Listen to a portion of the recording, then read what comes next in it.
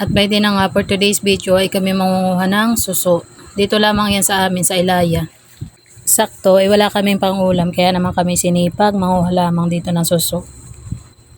Binaybay nga lang namin itong kahabaan ng sapa at nang kami naman ay makarami. Yun nga lang ang napansin ko ay parang yung mga suso ay parang mga nagtatago. Wari ko lang ay mga takot sa liwanag at nakaramdam na sila ay kukuhain at sila ay malilips to lips nga naman na masisip-sip baga. Daming suso. Hindi nga. Malalaki.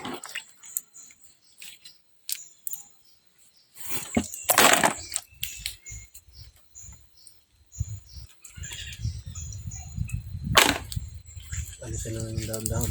Binubuklat nga lang namin itong mga dahon na tuyo at dito sila nagsisipagtago. Mas mainam nga pala ay sa gabi mangunguha at dun sila mas marami.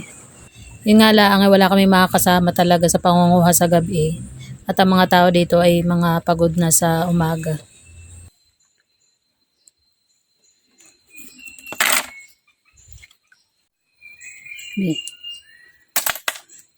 Dari suso. Nagtatago sa ilalim ng dahon. Lalaki.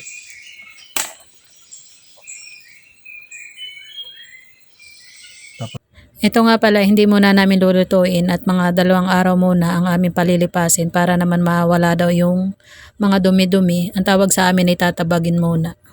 Ang luto nga pala namin dito ay ginataan na naman.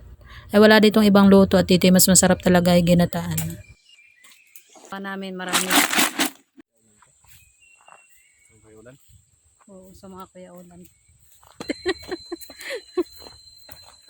Labang totoo.